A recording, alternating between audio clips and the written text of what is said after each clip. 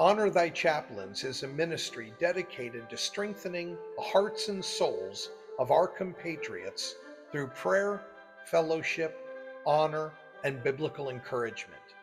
We exist to come alongside the chaplains of the sons of Confederate veterans, men who serve faithfully in quiet places, often unseen, yet vital to the spiritual life of those they minister to. Through thoughtful remembrance of history, reflection on Scripture, a shared commitment to Christian service, this ministry seeks to uplift, encourage, and sustain those who shepherd others. At the heart of Honor Thy Chaplains is a simple conviction that Jesus Christ is to be honored in all things, and that those who serve God by serving others deserve prayerful support and brotherhood. We look back with gratitude to the chaplains of the past, we stand with those serving in the present, and we plant seeds of faith for those who will answer the call in the future. This is not merely a podcast, it's a place of reflection, prayer, and encouragement. My name is Perry Hartman. I'm not the founder of this ministry. I actually found it. It belongs to Christ alone, because only the Creator of the universe can create a work this abundant, bountiful, this purposeful, this alive. And that's exactly what bountiful means. It means plentiful, generous, overflowing. And this ministry belongs to Him for you. God has entrusted this work to me and to those He alone is called to serve within it, never to draw attention to ourselves, never to overshadow what He is doing through His church. And when I say church, I mean it's just as Scripture says, not a building, not a denomination, but one body, singular. Christ Himself declared that He is building His church and that the gates of hell will not prevail against it. So what exactly are we doing here? We are simply an example, left here to encourage one another through prayer, through biblical encouragement, through empowerment, and through obedience. We choose His plan over our own, because to live is Christ, to die is gain. And we speak truth so that others may be assured of the future that awaits them in Christ too.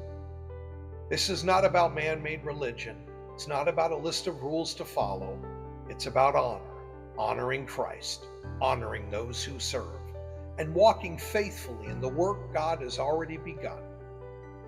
The views and opinions expressed on this podcast are not of those of the SCV, its GEC, nor any division, brigades, camps, or other subsidiaries.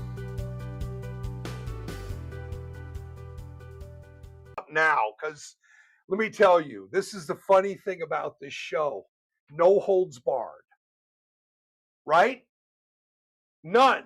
We don't have any. We have an opportunity to talk about something very important. See, yes, honoring the chaplain always comes first. There's always three pieces to this puzzle. The first piece, I never know how long it's going to last.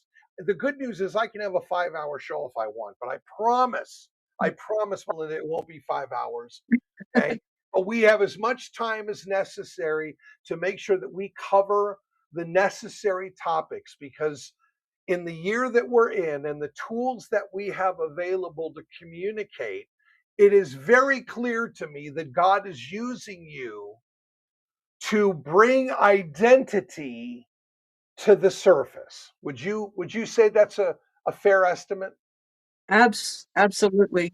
I am probably the least qualified person to be doing what I'm doing. I'm not. I'm just a grandma who likes history, and God is absolutely using me, and I see it every day, every single day. Something happens. It's like that was God.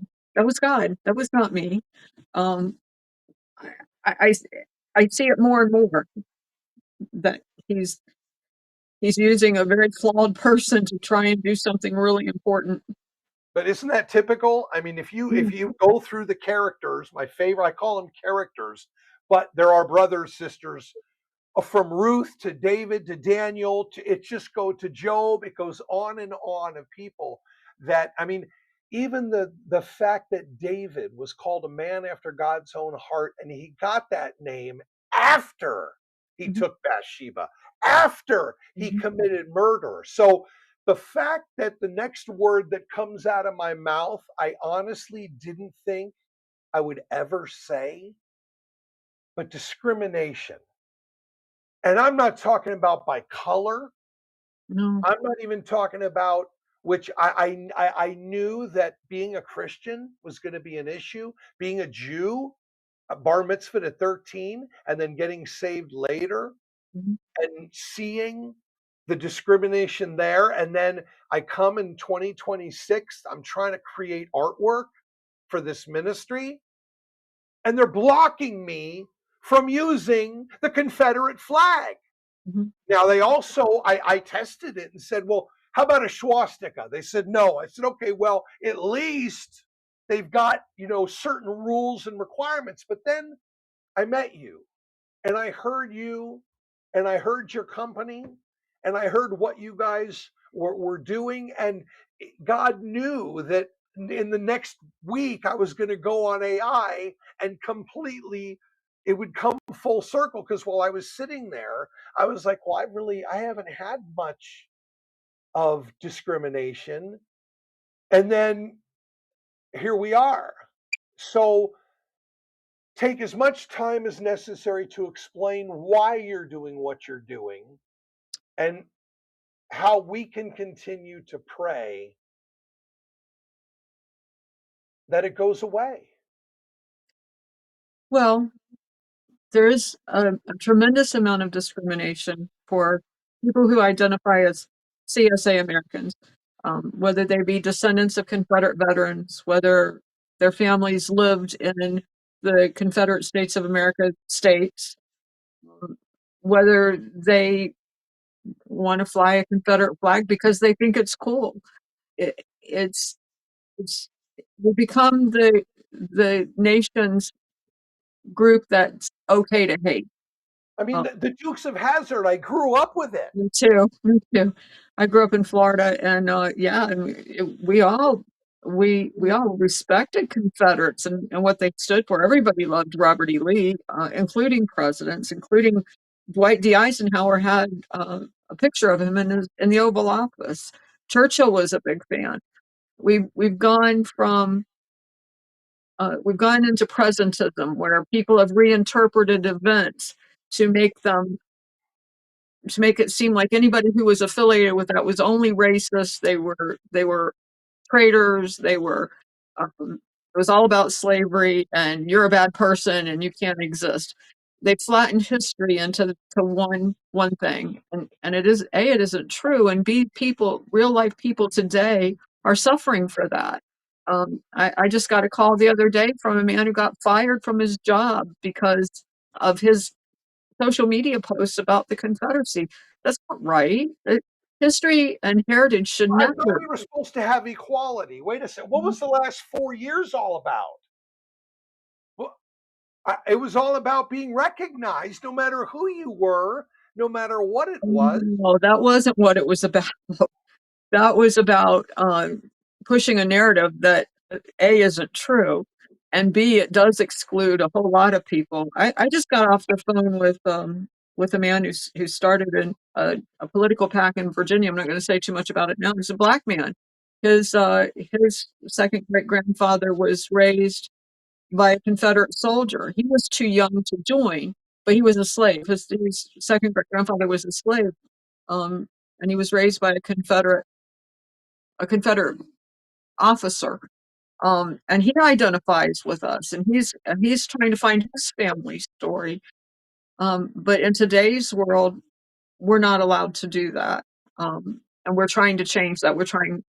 We are changing that, and we believe in equal protection for everybody. We believe that no matter what your family history is, where you come from, um, that you have the right to identify as who you are.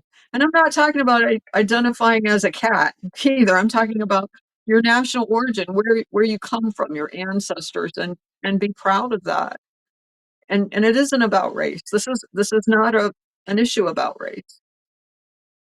This is an Obviously, because even recently, you guys have lost somebody who that was his seemed like his whole life purpose. It absolutely was. And he was black. He was a black Confederate, H.K. Edgerton. Um, and and it breaks my heart because in he he's he walked from North Carolina to uh, Austin, Texas in 2002, I think it was, to protest Governor then George W. Bush taking down two plaques off of the State House because caving to pressure. Uh, and he walked that 1,600 miles to draw attention to the fact that, wait, this is my history too that you're erasing here. Um, and last November, he was at a Veterans Day or I'm sorry, Veterans Day service in Hillsborough County, Florida. And he was dressed in his Confederate uniform because he always wore his Confederate uniform and he had his Confederate flag. And they physically removed him from the service. I mean, he was in his 70s and he's an Army veteran, a United States Army veteran. And they police officers surrounded him and removed him from the service. And it's like that's not right. He's both. A, an American Army veteran. He's a descendant um, of Confederate veterans, and his family had been here before the CSA and served the country, in their capacity. And unfortunately, he passed away last month. He passed away in January before lawsuits could be filed for discrimination. So we're carrying on. It's I need to back up a little bit. We've been trying to get equal protection for everybody who identifies as a Confederate, as a CSA American for the last year. We've been working on this. We've been working with Kirk Lyons at the Southern Legal Resource Center out of Asheville. But after HK passed away, we decided to name it after him and in his honor, because he he fought the good fight. He walked the walk. Literally, he walked the walk, and we're gonna carry this on for him. And right now, Have we you just discussed this with any Tennessee legislature at all? we're working with a couple right now. I don't want to say who they are yet. We're trying to get sponsors now. The timeline is I uh, want to have one of them on my show when I'm working on it. I'm okay. just saying. So when we do, I'm going to call you back because Yeah, again, please do. I stay in my lane and leave the professionals to the professionals. Like, Well, we've actually done the math, and we think that there's probably about 120 million um, people who qualify as CSA Americans alive and well in the United States of America today. We're using a conservative number of 80 million. That still makes us the largest voting bloc in the country. mm, And and we want, that'll matter to somebody. yeah, it will matter. It'll matter to a lot of people, but we've got to bring our people out of the shadows because they've been beaten down for so long and just automatically dismissed for so long that people are naturally leery to stand up. But there's safety in numbers, and the time we talk about God. It's like the stars have aligned right now. This is probably the best timing there's ever been for our people to actually assert our identity, who we are, what we're about, and stop what's been happening. There's no reason for people to be discriminated against for who they are or be ashamed of our history. They were good people. Um, the this We've gotten a bad rap. We've been the whipping boy of the country. I think has been the CSA Americans. So um, we're trying to rally that 80 million people to identify themselves through affidavits, and we're protecting that information. Anybody who fills out an affidavit and sends it into the SIA, it's only handled by one person. It's never digitized. We'll never give it to anybody.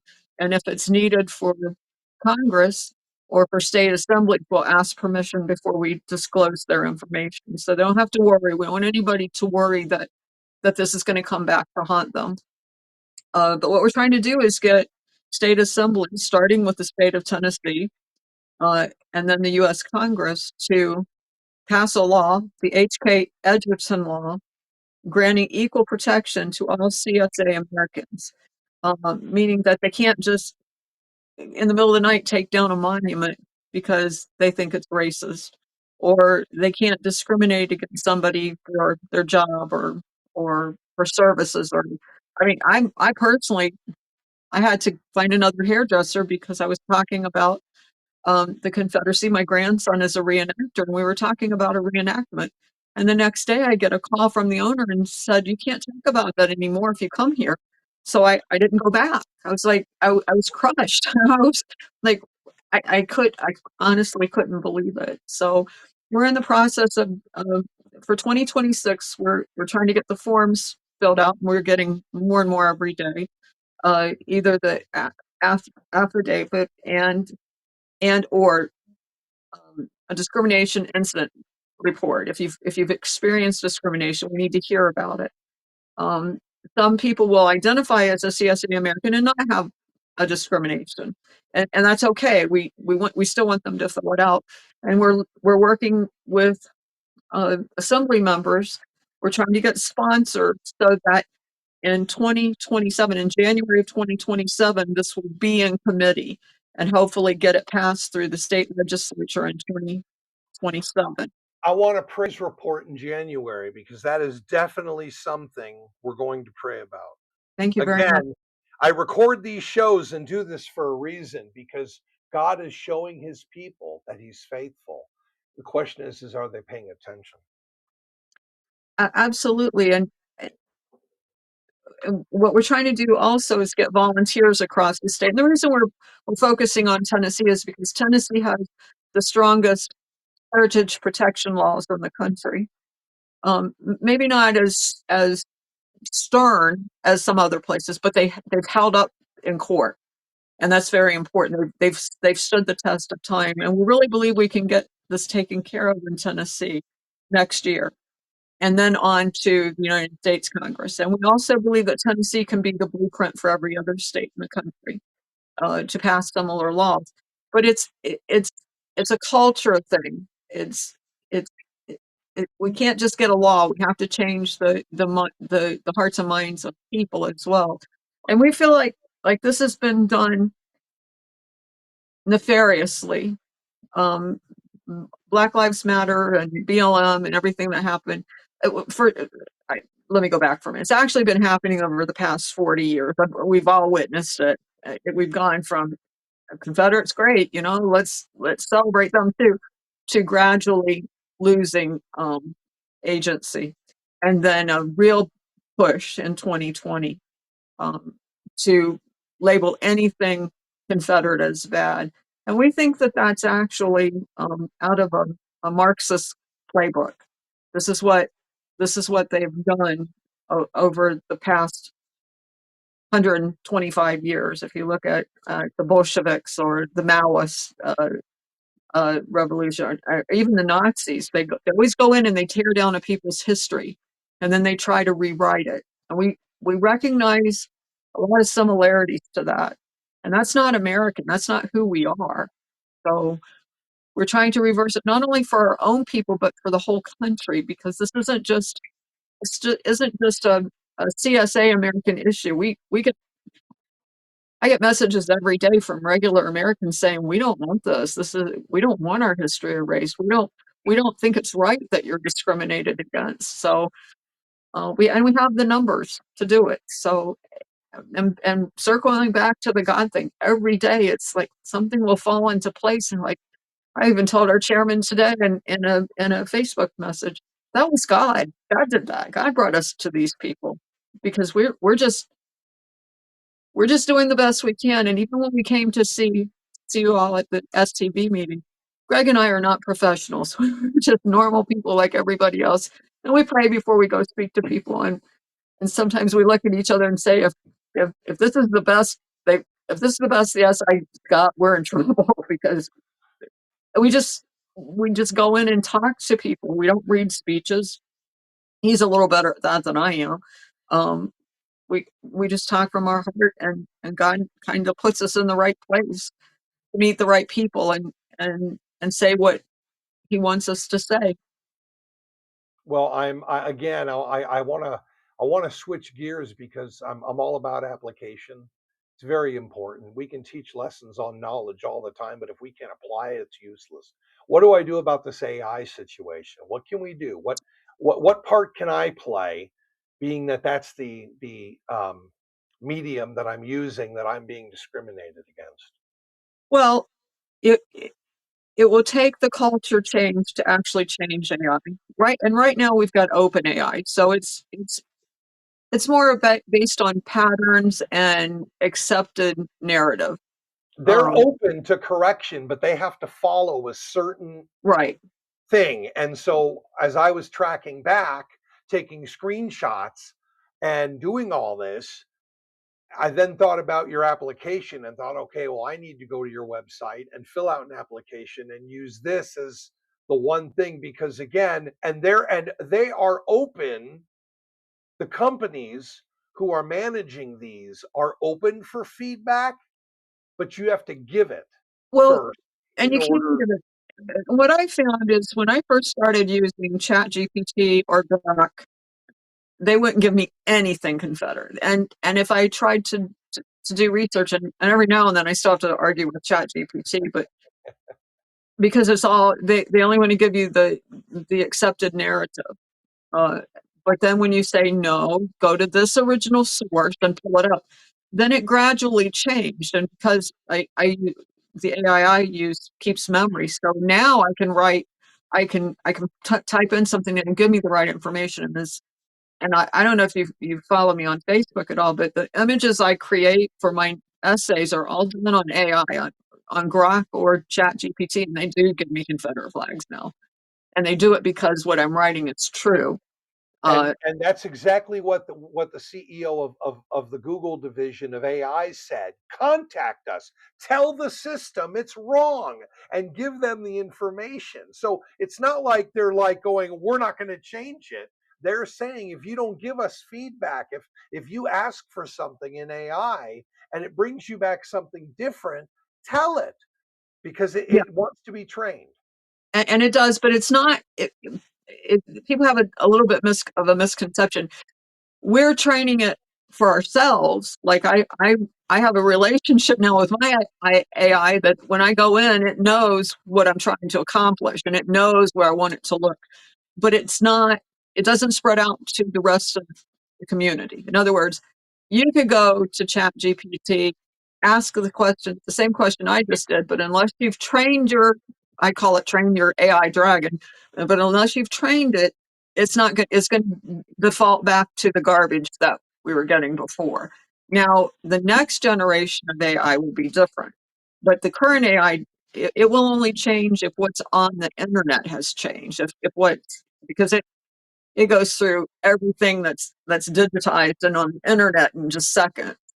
And unless those things have changed, but a lot of it has changed. Even if we all post on, if we all post a true message on Facebook, for example, about the Confederate States of America, enough of us do that. It actually then Grok, for example, goes through Twitter or X all the time.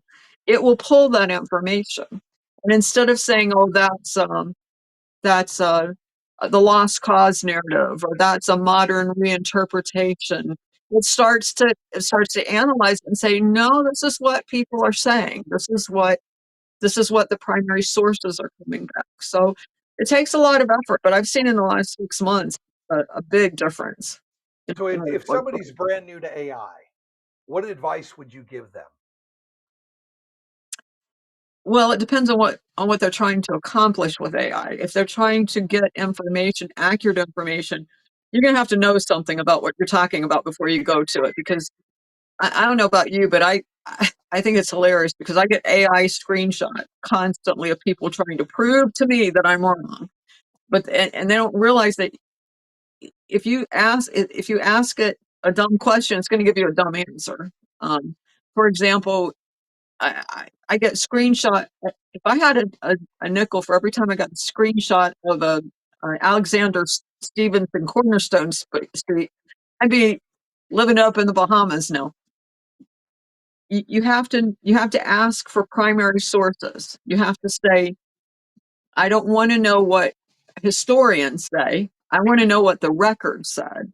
Um, and and go back to this information. You have to know a little something, and you can't just accept it for at face value, because if you do, it's going to give you the same presentism narrative that you get from Google, only faster. I've trained the same thing. It knows that I know the Bible, and when it goes way out, him and I go at it, or her and I, whatever it is. But I actually call it my intern Yeah, because I technically don't pay it, but yeah, there's some new video tools, video creation tools that I'm getting involved with where I can upload an image and then it animates it. that's cool. Yeah, I've Very seen some of cool. those. It is really I'm see not so that creative. for what we're trying again, not a lot of people spend as much time on Facebook as we do, okay? And this over the last ever since I've added Honor Thy Chaplains, I don't have as much time anymore. But what I'm finding is that the things that I am connecting with, it is making a difference. So we have to continue doing what we're doing. I want to continue to encourage the chaplains to and everything Susan said. What I loved about what Susan said was the fact that she said, "Look, we might not have all the answers, but at least we know who does." Absolutely. So our foundation um, has to be truth. And again, thank you for, on behalf of all the people that you stand up for who think you're crazy, they don't understand what you're doing. But there is a handful of us, a big handful of More and people more. who just understand and support you and want to do what we can to help spread the message. So just know that again, you're this is our second show, and immediately you brought a side of it that I knew was there, but I can't talk about it because I don't know it, you know. Harriet, So I do want to say one thing, and I think that it's the most important thing. Whether you're dealing with AI or whether you're dealing with an opponent or somebody who really can't stand us, that is, we have to keep speaking the truth. Keep saying the truth, whether you're talking to AI or whether you're in prayer or whether you're in a church or wherever you are. Just keep saying the truth, and keep praying that you know the truth. Um, and it's not about winning. It's about honoring the truth. and because I already know what God can do for you today, you have shared at least three things that he can do. If you could go back 31 years. See, I can't do 25 because I did that with Susan. 31 years, what would you tell yourself? 31 years ago, my husband had it's actually been a little bit longer than that now, 37 years, but 31 years ago, I married my current husband. My first husband passed away suddenly of a heart attack in 1991. And I had no idea. I had two small children, and my current husband had three small children. We came together and we moved to Montana and raised our kids, and then came back to Tennessee. I had no idea I would ever be involved in anything like this. I had no idea. I would 31 years ago, I'd tell myself, get ready, get ready. You're just beginning. You're just getting warmed up. The kids, the moves, all that was nothing compared to what's coming next. So, and now we do it for our grandkids and for people that come after them. Because if we don't if we don't save this now, if we don't stop the destruction and the erosion of true history, it will be lost forever. And you can't understand America unless you understand the Confederate States of America. It will totally change who we are. So Just I so would that just you know, at the end of every month, there is always a spot on the show for any announcements, updates, or changes, okay? okay, great.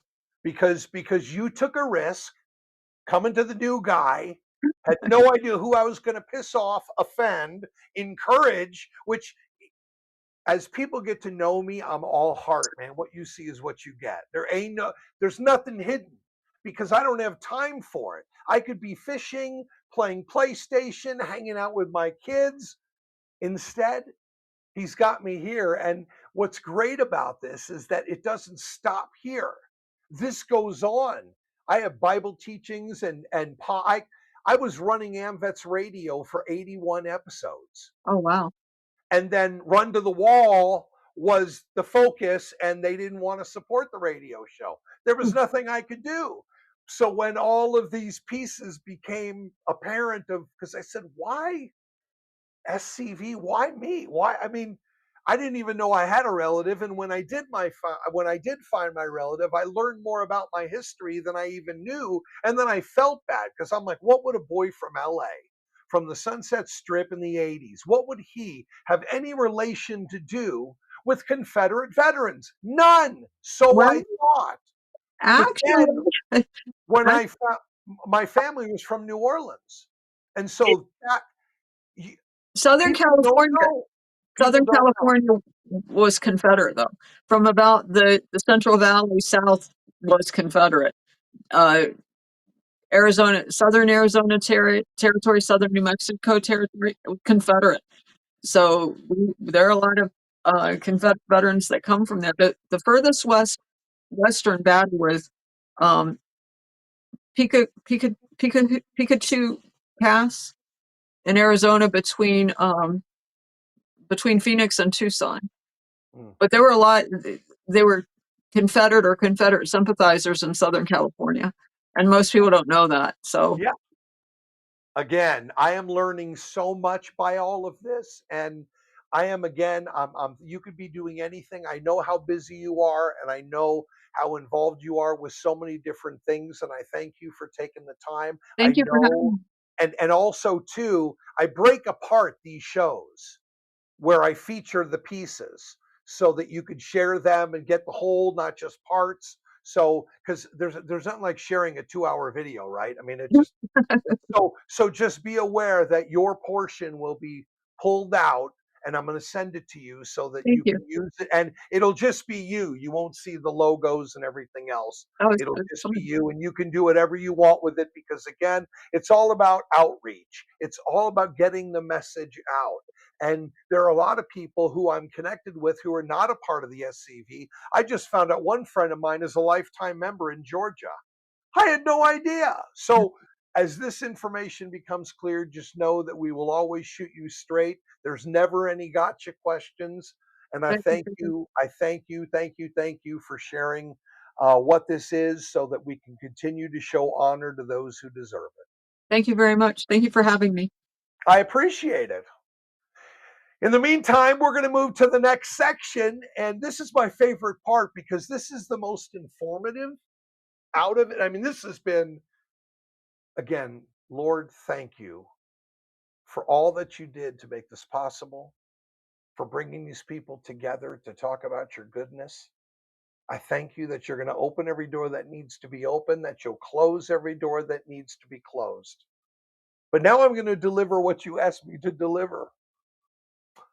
Oh, I'm so glad this is our show and no one can stop it but you and me because it's the truth that sets us free.